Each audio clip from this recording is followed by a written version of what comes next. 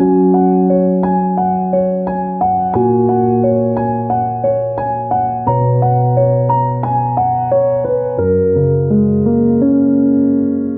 has been such a bitter, cold February, hasn't it? Oh, it really has. I was stepping outside this morning, and the wind just cuts right through you. It's that kind of winter bite that makes you want to just retreat inward. And honestly, I think that physical atmosphere, that gray, heavy cold, it really set the stage for what was shared in the message this week. It did. It really felt timely. Yes, timely. Like, the weather outside was mirroring the internal weather the sermon was addressing. It really was. You know, there is something about this specific kind of winter, the stillness of it, the hardness of the ground, that just forces a different kind of reflection. Right.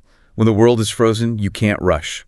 And that story that opened the message about the pastor's experience traveling up to Upper Westchester, that really captured that limitation. It really did. It wasn't just a story about temperature, it was a story about the terrain. Right. It was such a vivid image. We heard about that house located halfway up a mountain. Yeah. Like, I can picture it perfectly, this winding steep road where the snow hadn't melted. It had just compressed and frozen over into that treacherous, glass-like ice. Exactly. And the specific detail that stayed with me was the description of getting out of the car. Yes. It wasn't just a casual automatic walk to the front door. No, it was. It was almost a crawl. It was a crawl.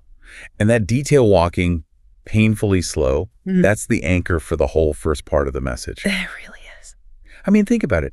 On a normal day, walking from a car to a front door is unconscious. It takes, 10 seconds? You don't even think about your legs, no. But because the ground had changed, because the environment had shifted to ice, speed became a physical impossibility. And that is where the realization hit me. It was such a profound moment in the message. The pastor pointed out something that I think hurts our pride a little bit. We walked away with this thought. We always assume speed is our ability. Yes, we take the credit for it. We do. We walk through life thinking, I'm a fast person, or I am efficient, or I am a high achiever. But as was shared with us, we aren't necessarily fast. No. The environment was simply allowing us to be fast. That distinction is vital, and it's a bit of a blow to the ego, isn't it? It is.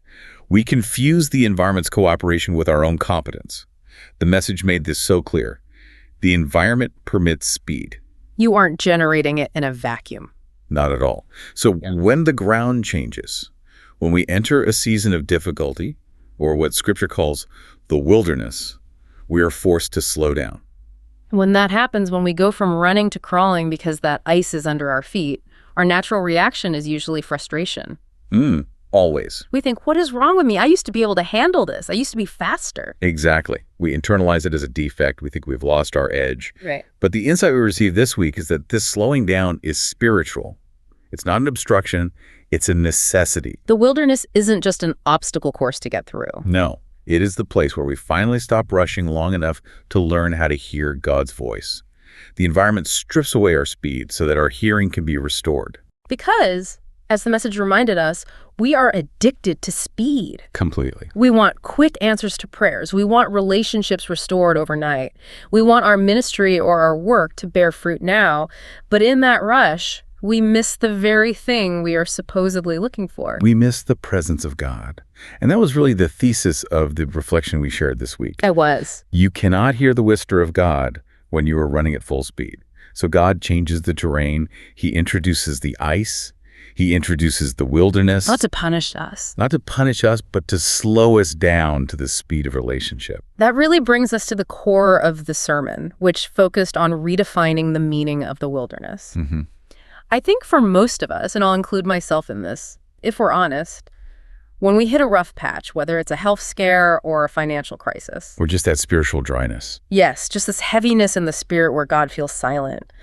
Our first questions are almost always defensive. Why me? Why now? Is this punishment?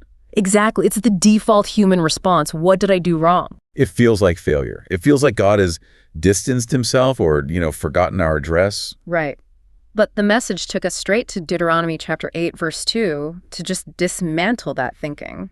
And the scripture there is startlingly clear. It says, remember how the Lord your God led you all the way in the wilderness. Led you? I wrote that down in my notes and I underlined it 3 times. That phrase, it changes everything, doesn't it? It changes the entire narrative. Yeah. If God led them there, then the wilderness is not an accident.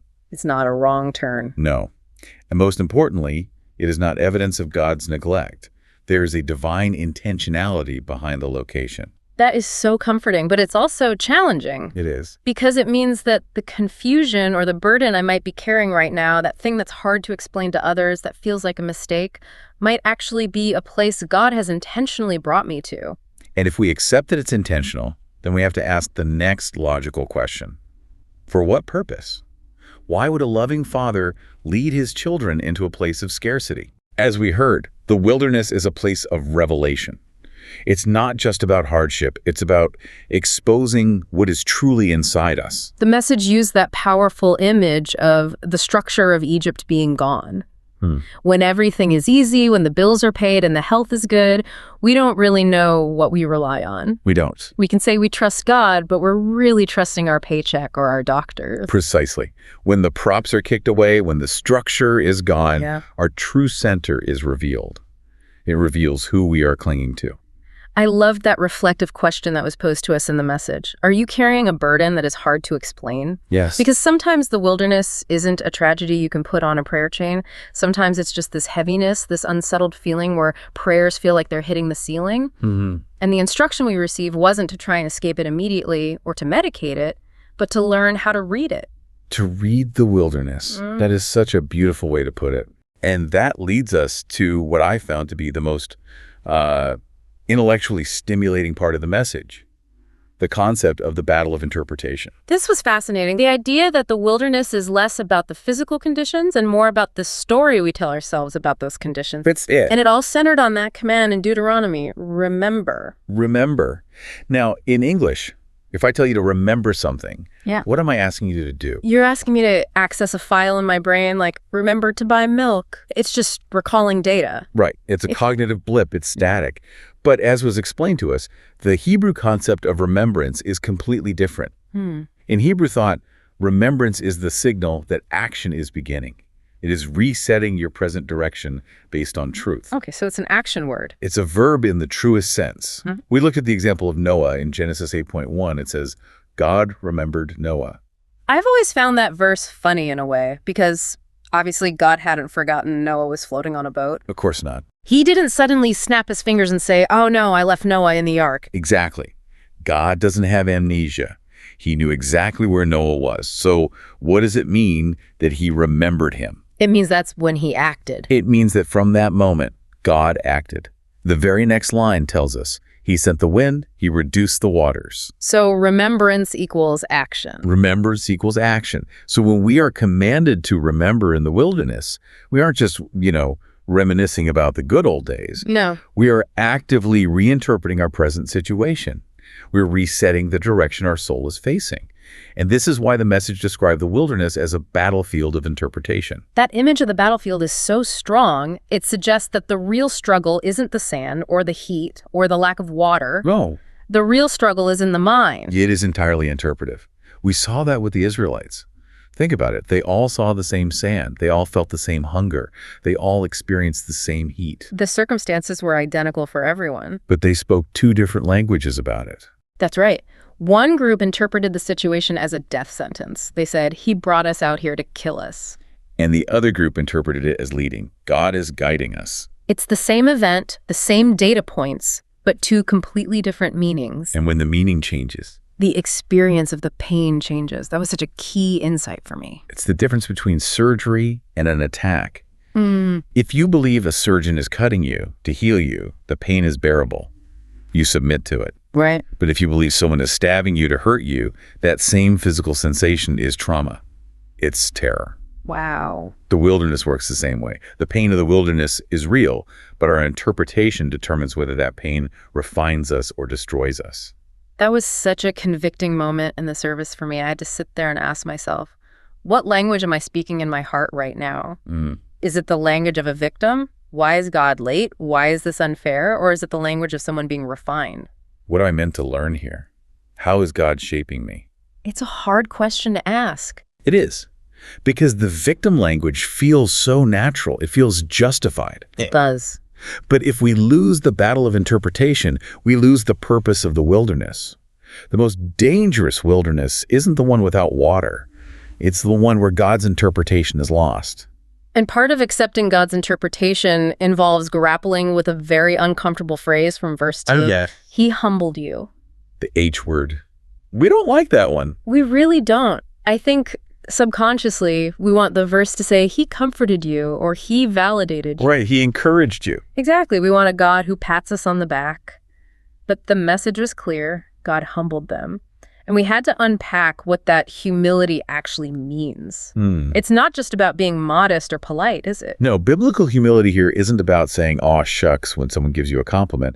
It is about being brought to a point of zero self-reliance. Zero. It is the realization that I cannot do this myself. Right. And to understand this, we have to look at the contrast we heard between Egypt and the wilderness. This comparison really helped me understand why we struggle so much. Egypt represented structure.